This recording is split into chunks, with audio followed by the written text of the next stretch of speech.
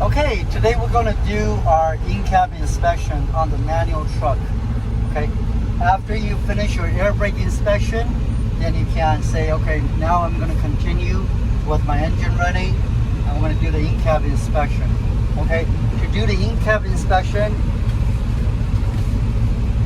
we're going to start with our mirror, right?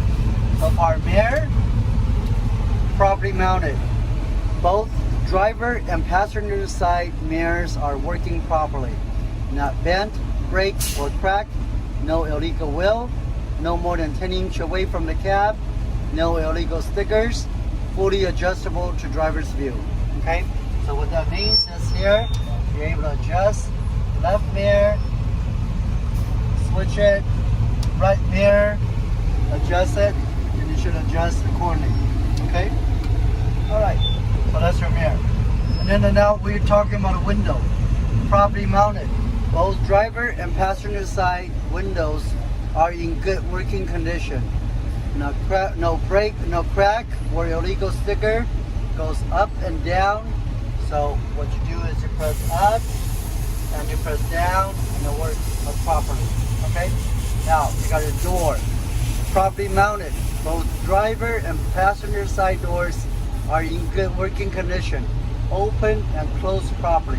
So what you do is you open the door, close it, okay? All working properly. Seat belt, properly mounted and secure. Good working condition, no cut, no fray. The latch locks and unlocks properly. So what you do is you bring your seat belt, lock it, okay? And unlatch. And what you do, no cut, no fray. You show it like that, okay? Make sure no cut, no fray, alright? That's what you do with your seat belts. And your seat, properly mounted, fully adjustable. It goes up, down, forward, and backward. So what you do is, you go up, down, forward, and backwards, okay? So you do it like that for your seat, properly mounted and secure, okay? And then windshield, properly mounted, good working condition, no crack or illegal sticker. Rubber seal is present and in good condition. So basically your windshield, and on the windshield itself, around it, it's got a rubber seal on it.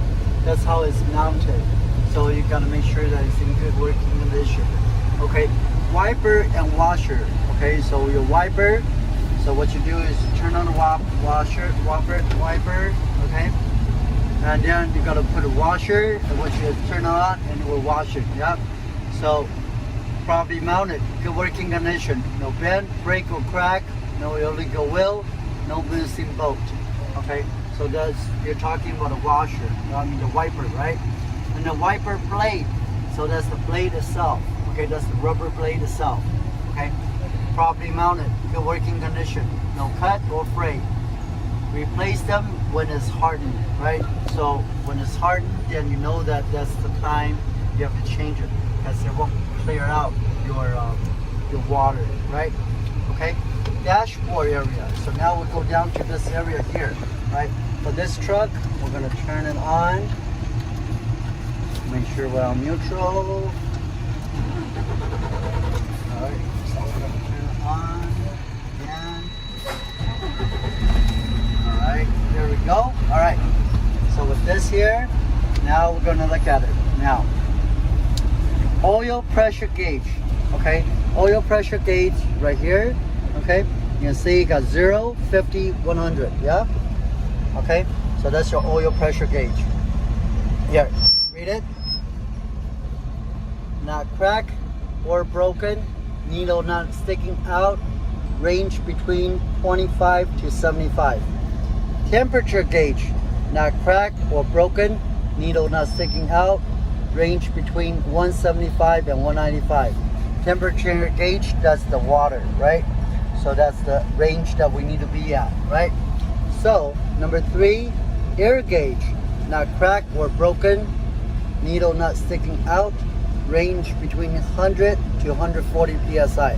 So this is your primary, this is your secondary. Okay, so primary, secondary.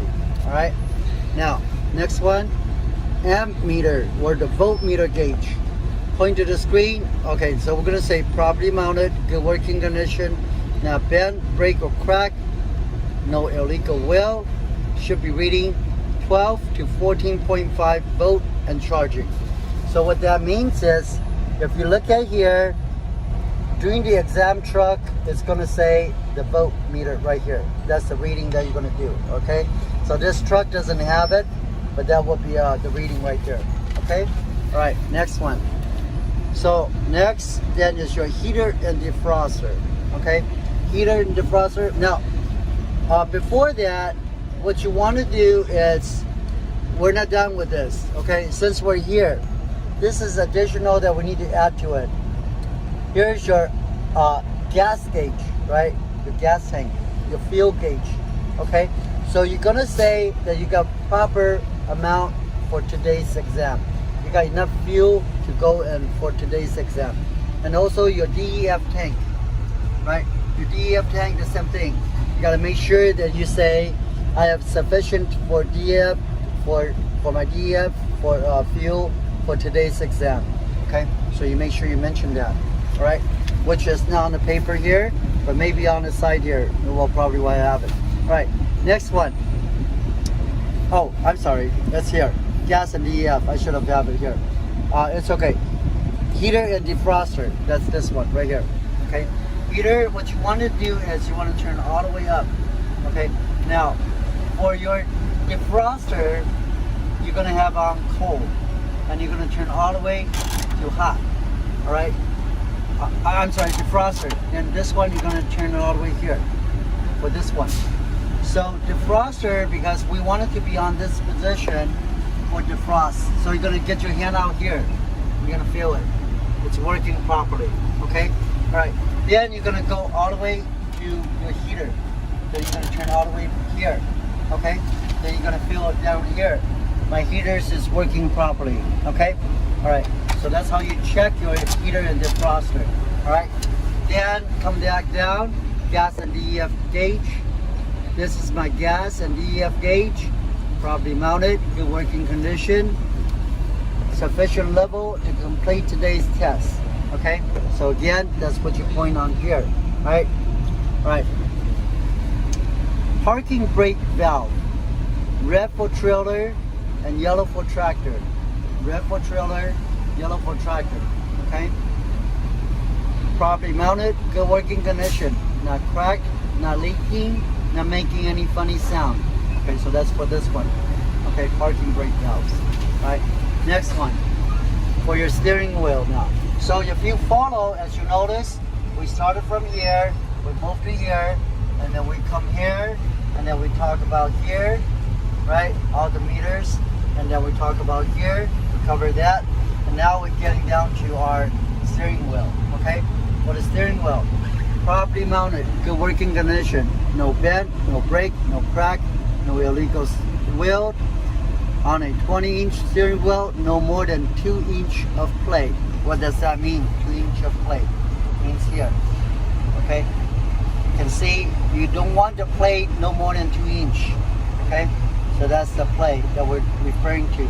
Okay, so that's the 20-inch wheel. Okay, next one. Turn right and left signal. All right, so here we're gonna go left signal. All right. Right signal, right? Turn on, signal arm is properly mounted and good working condition. Okay, no bend, no break, no crack, no illegal wheel. Right signal and left signals are working properly. So we did that, all right? Now turn on your four-way flasher, emergency hazardous light, which is this one right here, right?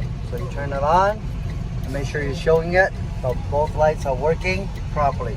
Right here with that, what do we say? Properly mounted, good working condition. No bend, break or crack, no illegal wheel, working properly. Okay, all right, so that's done. Now in the yard here, we're not gonna press the horn, but city and highway horn.